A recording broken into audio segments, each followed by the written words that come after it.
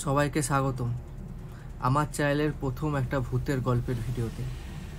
তার আগে বলে দিই যে এই গল্পটা তোমরা নিজেদের সাথে রিলেট করতে পারবা, তো পারলে ভিডিওটা পুরো দেখো, খারাপ লাগবে না গল্পটা। তার আগে বলে, যারা যারা আমাকে চেনো না, আমার নাম সায়ন দেবনাথ, আমি একজন ইনস্টাগ্রামের কন্টেন্ট ক্রিয়েটার। আজকের গল্পের নাম হচ্ছে অনলাইন। তো রিতম বলে একটা ছেলে ছিল। রিতমের ক্যারেক্টার বলে দিচ্ছি কেমন, মানে রিতম হচ্ছে এখনকার আমাদের মতোই ছেলে, যে সারাক্ষণ ফোন ঘাটা পছন্দ করে, যার কাছে বাইরের দুনিয়া কোনো ম্যাটার করেই না, যে ভূতও বিশ্বাস করে না।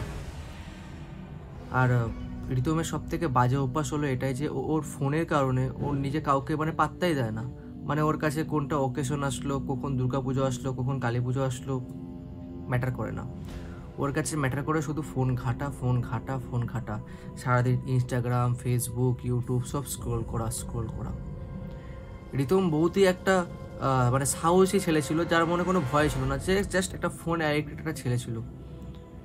গল্প শুরু হয় তখনই যখন রিতম একটা জায়গায় পড়তে গেছে, টিউশন পড়ায়। তো যেরকম বন্ধুরা মিলে আলোচনা করে নিজেদের মধ্যে যে ভাই জানিস আমি আজকে ভূত দেখলাম, এই দেখলাম, ওই দেখলাম, সাদা শাড়ি পরা। রিতমের একটাই প্রশ্ন, ভাই সব কটা ভূত সাদা শাড়ি কেন পরে? লজিক্যালি প্রশ্ন না, সব কটা ভূত সাদা শাড়ি কেন পরে? কারণ সবাই গল্পের মধ্যে বলে সাদা শাড়ি পরা ভূত, সাদা শাড়ি পরা ভূত, কিন্তু সাদা শাড়ি কেন পরে ভূত? রিতমের প্রশ্ন। রিতম সবাইকে ট্রোল করে দিল, একেবারে সবাইকে রোস্ট করে দিল যে ভাই ভূত কিছু হয় না, এসব কিচ্ছু হয় না, আর ভূতে কি সাদা শাড়ি পরে, ভূতের কি কোনো আর জামা কাপড় নেই? এরকম অনেক অনেক বক্তব্য বলল। কিছুদিন চলে গেল। একদিন রিতম প্রায় রাত 3টে অবধি ফোন ঘাটছিল। ও ম্যাক্সিমাম রোজই সারারাত্রি ফোন ঘাটে, কিন্তু ওই দিনটা রাত 3টে যখন বেজেছিল, দিনটা ছিল হচ্ছে শনিবার, রাত 3টের সময় রিতম ফোন ঘাটছে, ইনস্টাগ্রাম স্ক্রল করছে। রিতমের ছিল ইনস্টাগ্রামে একটা প্রাইভেট আইডি। তো সে দেখলো তার আইডিতে একটা ফলো রিকোয়েস্ট এসছে, একটা ফেক আইডি নামে। ফেক আইডি বলতে একটা মেয়ের আইডি। মেয়েটা দেখতে খুবই সুন্দর। রিতম ফলো রিকোয়েস্ট অ্যাকসেপ্ট করলো। এবার রিতম ভাবছে যে এত সুন্দর মেয়ে আমাকে ফলো রিকোয়েস্ট পাঠালো, ফলো ব্যাক করে দে। রিতম ফলো ব্যাক করে দিল। এবার রিতমের মনে প্রশ্ন, ওকে কি আমি মেসেজ করব? 8 ঘন্টা ধরেও ভেবে যাচ্ছে যে মেসেজ করলে কি আমার ইমপ্রেশন খারাপ হয়ে যাবে, ও কি ভাববে যে আমি সবকটা মেয়েকে মেসেজ করি, এরকম ওর মাথায় চিন্তা আসছে। এই ভাবতে ভাবতে 8 ঘন্টা পর ওই আইডি থেকে একটা মেসেজ আসলো, হাই রিতম। রিতম অবাক যে এত সুন্দর মেয়ে আমাকে মেসেজ করেছে, আলাদা একটা ব্যাপার, মানে একটা খুশি হয়ে গেছে ও একটা। তারপর রিতম রিপ্লাই করলো, হ্যাঁ বলো কেমন আছো। মেয়েটি বললো যে হ্যাঁ ভালো আছি। হঠাৎ করে মেয়েটা বলল, আমরা কলে কথা বলতে পারি? রিতম হ্যাঁ এক পায়ে রাজি, যে হ্যাঁ কলে কি, তুমি চাইলে ভিডিও কলে কথা বলো, আমি রাজি। মেয়েটা বললো না, শুধু কলেই ঠিক আছে। তো কল করলো, রিতমকে বললো যে তোমার নাম রিতম, তুমি এইখানে থাকো, এইখানে থাকো। রিতম অবাক হয়ে গেল। রিতম বলল, তুমি কি করে জানলে? মেয়েটা বলছে যে আমি তো সবই জানি, আর এটা ছাড়াও আমি তোমাকে এখন দেখতেও পাচ্ছি। রিতম ভাবছে তো আর কি মারছে মেয়েটা। এবার রিতম বললো, বলো তো আমি কি কি পরে আছি। মেয়েটি বললো যে তুমি এখন একটা হাফ প্যান্ট আর একটা স্যান্ডো গেঞ্জি পরে ফোনটা কানে নিয়ে আয়নার দিকে তাকিয়ে তুমি আমার সাথে কথা বলছো। এবার রিতম বুঝে পেল না কি হলো কেসটা, কারণ সত্যি সত্যি রিতম ওইভাবেই বসেছিল, কিন্তু মেয়েটা কীভাবে চাইলো রিতম বুঝতে পারছে না। রিতম আবার ভাবছে যে আশেপাশে কোনো সিসিটিভি ক্যামেরা নেই তো, বা আশেপাশে কেউ আমার বন্ধুরা কেউ প্র্যাঙ্ক করছে না তো। ও ভাবলো, কারণ মনে ভূতের চিন্তা আসেনি, ওসব আসে না, কারণ ভূত সত্যি থোড়ি হয় না। তো রিতম প্রথম ভাবলো যে, রিতম তারপর বলছে যে প্র্যাঙ্ক করার সময় হয়েছে এটা, আমি আমি আমি প্র্যাঙ্কের জন্য আমাকেই পেলে। মেয়েটা বলছে যে আমি তোমার সাথে কেন প্র্যাঙ্ক করতে যাব, আমি থোড়ি ইউটিউব চ্যানেল খুলে রেখেছি।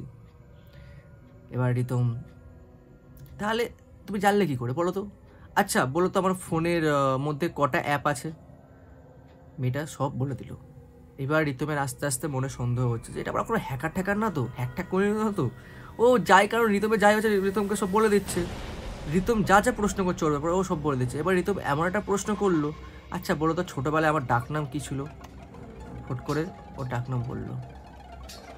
এবার রিতমের এবার গায়ে কাটা দিয়ে উঠলো যে কেসটা কী হচ্ছে, আমি তো বুঝে পাচ্ছি না।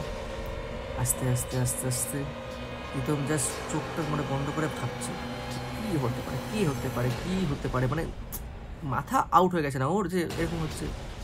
জাস্ট রিতম জাস্ট করে চোখটা খুলে দেখে যে মেয়েটা ওর সামনে দাঁড়িয়ে আছে। রিতম জাস্ট ওর হয়ে গেছে, ওর মানে জাস্ট শখ, মানে বুকটা ধুপ করে ওর কেঁপে উঠলো যে তুমি তুমি এখানে কি করছো? মেয়েটা বললো, আমি তো তোমার কাছেই থাকি সারাক্ষণ, তুমি আমায় দেখতে পাও না, আজ আমি ফোনের বাইরে এসেছি। এবার রিতম বলছে যে মানে মানে কি বলতে চাইছো তুমি? মানে কিছুই না, আমি তোমার সাথেই থাকি, তুমি জানো না? রিতম বলছে, না আমি জানি না, তুমি তুমি আর তুমি ঢুকলে কি করে? আমার মা তোমাকে দেখেনি ঢুকতে, আর তুমি আমার সাথে একটা রুমে কি করছো? আমার মা দেখলে বাজে ভাববে। তুমি তুমি ঘর থেকে বেরো, নলে অথবা তুমি একটু একটা জায়গায় দাঁড়াও, নলে কেউ দেখলে খারাপ ভাববে এটা। এবার মেয়েটি বলছে যে চিন্তা করো না, তোমাকে আমাকে ছাড়া কেউ দেখতে পাচ্ছে না। রিতম বলছে মজা করো না, মজা করো না। আচমকা রিতমের ঘরের দরজা ঠকঠক হলো। রিতম দরজা খুললো, ওর রিতমের মা ঢুকে বললো, কি রে, কাকে দেখে তো চিল্লাচ্ছিস? রিতম বলছে, দেখো না এই মেয়েটা আমার সাথে এসছে। রিতমের মা বলছে, কোন মেয়ে? আশেপাশে কোনো মেয়ে নেই। এবার মেয়েটি তখন বলছে রিতমকে, বললাম না তোমার ছাড়া কেউ আমাকে দেখতে পাবে না। এবার এই করে করে রিতম জাস্ট চুপ হয়ে গেল, ওর মা বেরিয়ে গেল। এবার রিতম বুঝতে পারছে না যে কে তুমি, তুমি কে? মেয়েটে বললো, আমি সেই মেয়েটাই যার কথা তুমি ভাবো। রিতম বলছে, কী সব বলছে? আমি তোমার কথা ভাবি কি? মা এটা কি? বলছে যে সেদিনকে বলছিল না তুমি তোমার বন্ধুকে যে ভূত বলে কিছু হয় না, আমি কি? আমি আত্মা। রিতম বলছে, কি আর কি মারছো আত্মা ফাত্তা?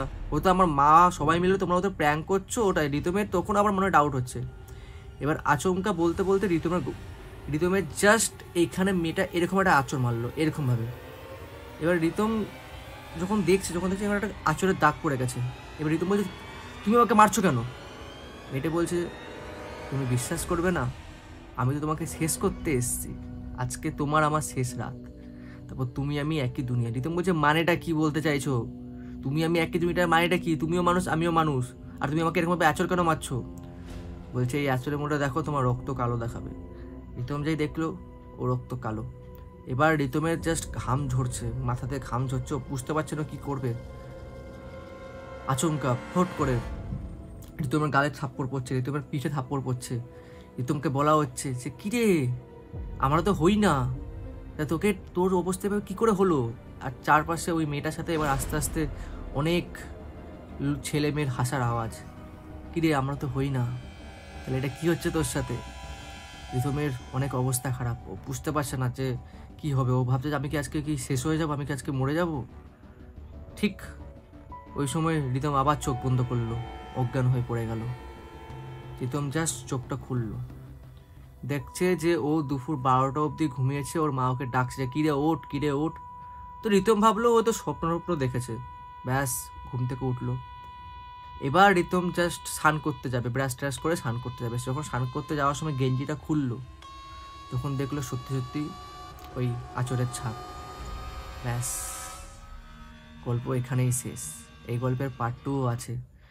যদি এই ভিডিওটা 1000 লোক দেখে, তাহলে এই গল্পটার পার্ট 2 আসবে।